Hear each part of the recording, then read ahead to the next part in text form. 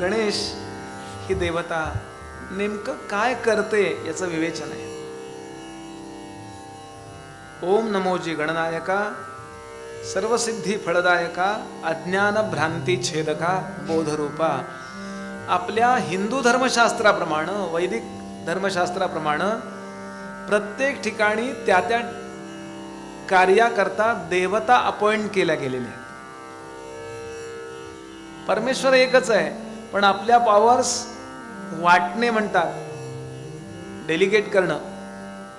त्या त्या पॉवर्स आपली स्वरूप म्हणजे सरकार एकच आहे, पण त्या सरकारतर्फे एक व्यक्ती तुमच्या रस्त्याची व्यवस्था पाहायला पांढरा कपडा घालून तिथे मामा म्हणून उभा असतो.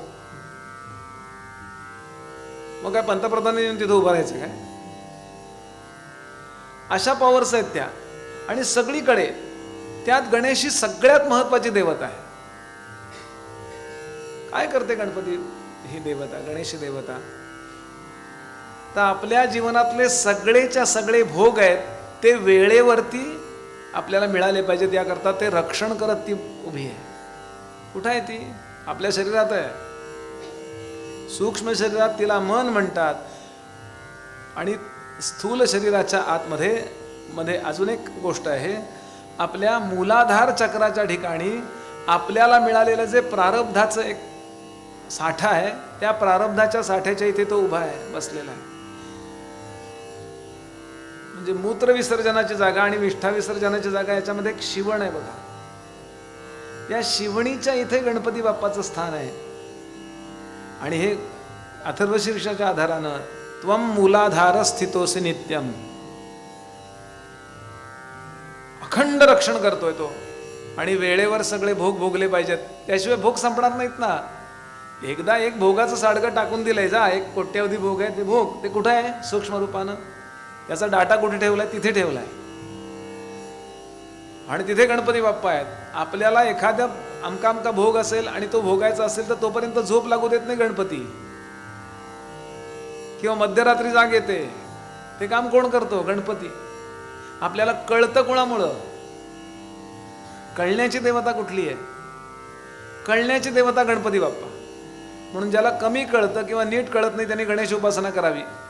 27वी ओवीचा याच समासात की असो ब्रह्मादिक जयासी वंदती तेथे मानव बापुडे किती, असो प्राणी मंदमती तेही गणेश चिंतावा. गणेश उपासना करा. त्याचं एक स्थूल रूप म्हणून आपण तो गजानन वगैरे हे काहीतरी आपल्याला आकाराशिवाय अंदाज येत नाही, पण ते निराकार स्वरूप आहे, लक्षात घ्या. तो स्वतः निराकार आहे, सगुण आहे पण निराकार आहे.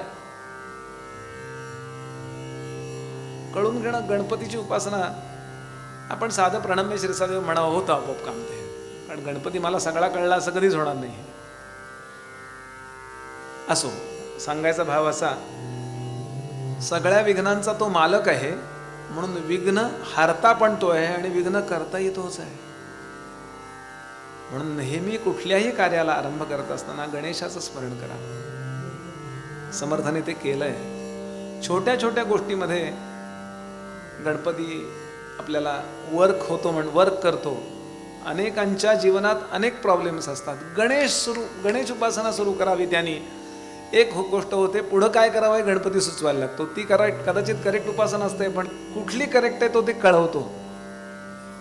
माझे गुरुजी नेहमी सांगतात, कळतं गणपतीच्या कृपेनं, सांगता येतं सरस्वतीच्या कृपेनं आणि अनुभवता येतं गुरुच्या कृपेनं. 3 देवता लक्षात ठेवा. गणेश, शारदा, सद्गुरु. तेच पहिलं आपण म्हटले. गणेश शारदा चैव सद्गुरु सज्जनस्तथा आराध्य दैवतं गुह्यं सर्वं मे रघुनंदनः.